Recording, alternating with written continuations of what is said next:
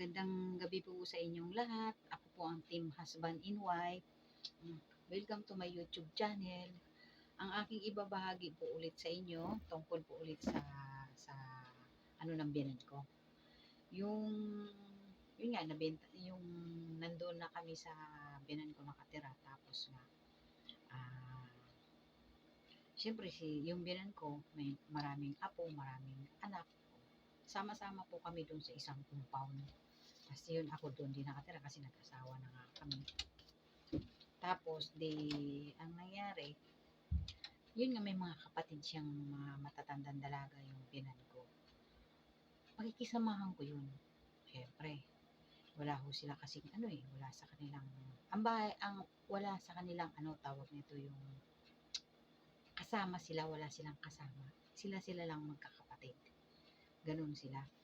So, yung dalawang anak ko, minsan inuutusan nila, sorry po, inuutusan po nila, okay lang, lahat naman doon ng mga apo nila sa tuhod, inuutusan nila yun. Okay lang kasi nga, naiintindihan namin. Tapos yun, ako, inuutusan din nila. Pagka pupunta ng palengke, manggugrocery, kasama nila ako. Yung ibang mga apo nila yung mga malalaki na, minsan kasama nila. Minsan inaayawan sila kasi masusungit daw po. Yun ang sabi nila. Ako naman, siyempre, nakikisama ako, pagtiyagaan mo. Kasi naman, bibigay sila ng konting pera. Hindi naman ako nagpapabayad, kusa nilang binibigay yun. Ganun. Di kukunin ko dahil binibigay nila eh. Di yan, kami lahat, punta ng ospital, kung ano man nangyayari sa kanila, asawa ko, ganun. Lahat ng tao roon, umaalalay sa kanila.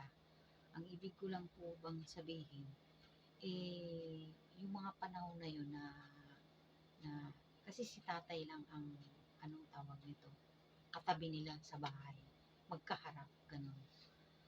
Meron naman siyang ibang mga kapatid pero malalayo. Pero yung pamilya talaga ng tatay. Tinanong ko nga si tatay tsaka si mama. Sabi ganun ng dalawang matanda, yung mag-asawa. Oo, ganun talagang nila ang mga ugali. Wala raw sa kanila nagtsatsaga na ibang apo kasi nga napakasungit, yun ang sabi nila. Yun ang sabi ng binan kong babae at yung binan kong lalaki. Akin naman, sabi ko, hindi tingnan natin, sabi kong ganun. Kaya lang, yung mga panahon na yun na hindi naman ako humihingi ng kapalit. Kaya lang, aanhin mo naman yung pera mo. May pera ka nga, hindi mo naman madadala sa hukay yun kung hindi mo ibabahagi, di ba? Oo, pinaghirapan nila yun. Pero nandyan ang mga apo mo, lahat. Pag may okasyon, mga anak ng tatay, mga apo, kami lahat ang gumagawa doon. Totoo po yun, hindi po ako nagsisinungaling. Kaya nga tinatanong ko yung tatay ko, sabi ko gano'n yung binan ko. Sabi ko, tay, ba't ka po gano'n ng tita? Ibig ko sabihin, ba't ka ako tanong ko, ba't gano'n ang tita? Sabi ko gano'n. Pagka may okasyon, itsuporya na sila tatay. Kumbaga sabi, pagkainan, parang, huwag muna kayong pumasok. Mamaya na kayo pagkatas ng bisita. Ganun ba yun? Sabi ko. Siyempre ako nagtatanong ako kasi hindi naman ako taga roon. Yun ang nakita ko sa kanila. Parang ang liit ng tingin nila sa binan ko. Malalaman ko ba yun kung hindi nagkwento yung binan ko? Di po ba? Tapos yun na, nag-abroad na yung mister ko. Hindi pa kami nung mga panahon na yun. Hindi pa kami. Ang kwento lang ni tatay at saka si mama. Kaya daw sila naka ahon-ahon kasi nga nag-abroad nga yung asawa ko. Yung may bahay sila. Yung CR hindi na ipagawa. So nakiki-CR pa sila sa kabilang bahay. Kaya sabi nga ng asawa ko, mahirap, sabi niya. Sabi ko, bakit ka kung hindi kayo tinutulungan ng mga tita mo? Ko sa asawa. Wala tayong magagawa, ganun talaga ang ugali. So, doon ko nalaman yun na naibenta na yung bahay na parang sinumbatan pa nila yung aking biyanan. Kesyo daw po, matagal na nakinabang si tatay.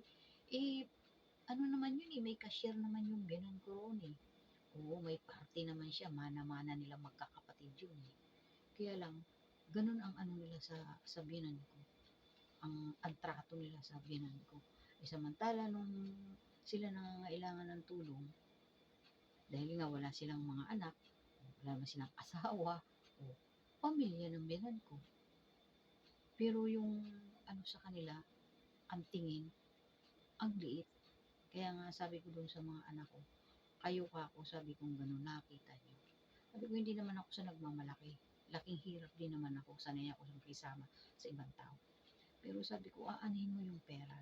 Sabi kong gano'n, hindi mo lang madadala sa hukay yan. Tatutulan kaya sinabihan ko yung dalawang anak ko, magsipag kayo.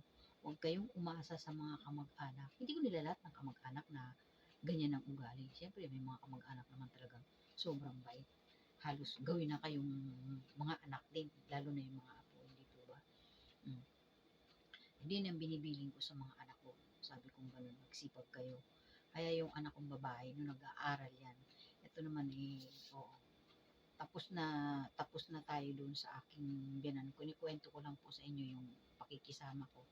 Tapos ito yung sa anak ko nung yun na, nag-aaral na siya. Ano tawag nito? Grade 6. Grade 6 basta grade 5. Iniinano ko na yan. Grade 5, grade 3. Parang inilakad ko na yan sa scholar. Scholar po yung mga anak ko na yan, lalo yung panganay ko. Hindi ako pinatawag ng teacher dyan. Hanggang sa natapos siya ng college. Yung yung college, pinupuntahan ko pa rin yun. Kasi nga siyempre inaalam ko kung nag-aaral ba siya o hindi. Kahit naman yung bunso ko. Kaya natutuwa nga sa akin ng mga teacher kasi sabi nga ng mga teacher, bakit ganun po kayo, misis? Sabi niya, nakakatuwa naman kayo kasi yung ibang magulang pinapatawag, hindi pumupunta. Hindi ko alam kung anong dahilan na wala akong ibig sabihin doon. Yung ibang magulang siguro busy o ano. Ako kahit gaano po ako kabisi pagdating sa mga anak ko, inaasikaso ko po talaga. Lalo na sa eskwelahan kasi sabi ko doon sa mga anak ko, alam niyo ka ako, sabi ko doon sa panganay ko, wala man tayong kayamanan, wala man kaming iiwan sa inyo ng kayamanan kung mawawala man kami. Sabi ko, at least nakapagtapos kayo ng pag-aaral. Yung bunso ko lang ang ano talaga, yung hindi niya tinapos yung college niya. Siguro mga 3 buwan lang kasi nga nung nag-asawa na yung ate niya, nalungkot siya. Nalungkot siya, ganun. Yun, ibinahagi ko lang ulit sa inyo, yun nga, yung sa amin, sa binang ko, tayo, pag nag-asawa tayo, hindi naman lang lahat po yun pakikitunguhan nyo, ganun po. Mahirap po kung wala kang sariling bahay, yung makikitira ka. Ngayon nga, nangungupahan kami, mahirap pa rin po eh. Pero yung po ang sinisikap ng mga anak ko, sabi ko nga sa anak ko, kasi nga, may pagkatigas din ng ulo, sabi kong ganun sa kanya. Nakapagtapos ka ng pag-aaral, maswerte ka nakatapos ka ng pag-aaral. Pero hindi ka ako hindi ako na ano na single mom siya. Sabi ko, mahalin mo yung mga anak mo kasi yan ang ibinigay sa iyo ni Lord. Sabi ko sa kanya, hindi naman sa iyo yan ibibigay ni Lord kung hindi mo kaya. So kami mag-asawa, nandito kami nakaalalay sa kanya. Mahirap po talaga, mahirap maging single mom. Naiintindihan ko yung ibang mga single mom kasi nanay na sila, tatay pa sila. Basta ang lagi ko lang pinapayo lagi sa anak kong babae, alagaan mo mga anak mo. Sabi kong gano'n sa kanya.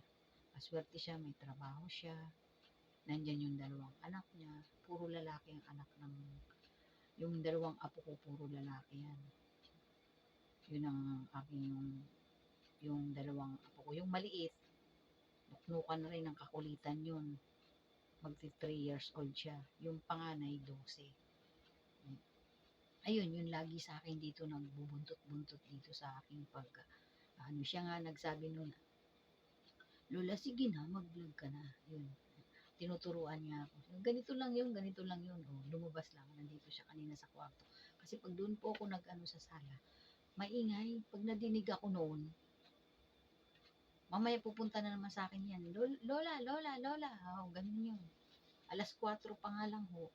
Ganyan ang ginagawa sa akin pagka nagigising ako kasi gigising ako ng madaling araw dahil papasok nga yung mister ko, magluluto ako. Naku, kakatukin ka na niyan.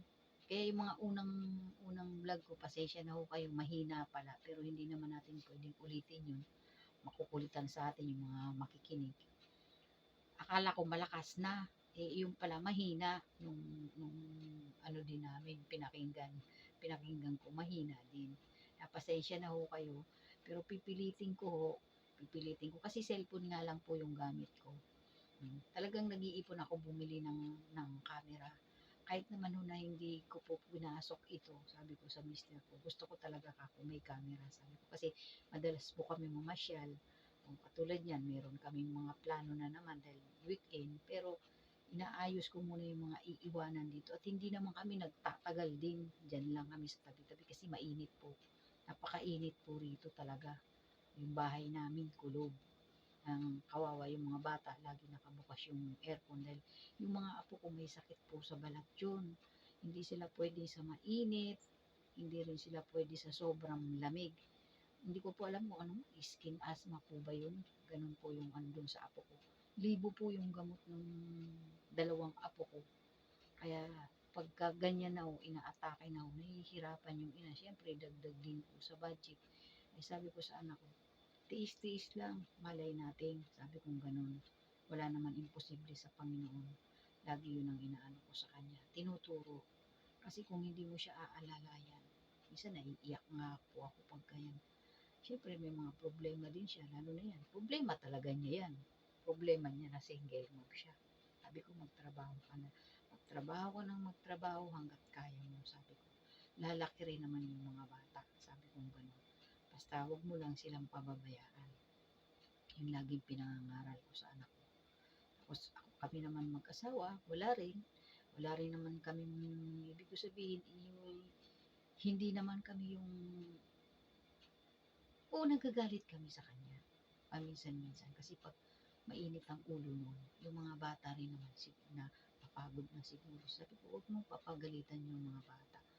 Kasi wala pang pag-iisip yung mga yan. Sabi kong ganun, bula-bulahin mo lang.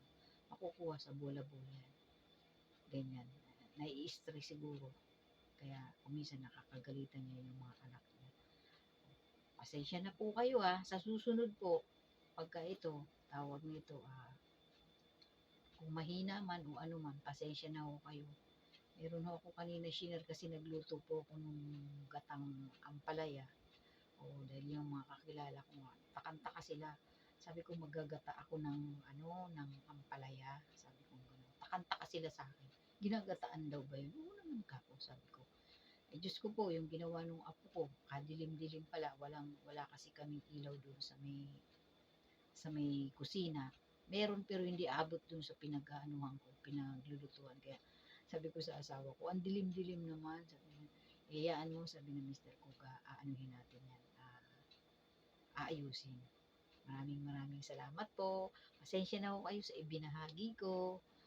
Sa susunod ulit, lahat po na ginagawa ko dito sa bahay, kung ano man ang gagawin ko pa, ay ibabahagi ko po ito. Lalong-lalo na ho sa parte po ng aking pagkatao. Ito na may akin. Hindi ho tayo nag-aano sa iba. Sa akin po ito. Sa akin po ito dahil wala tayong nanay, tatay. Maraming salamat po sa inyo. Thank you po.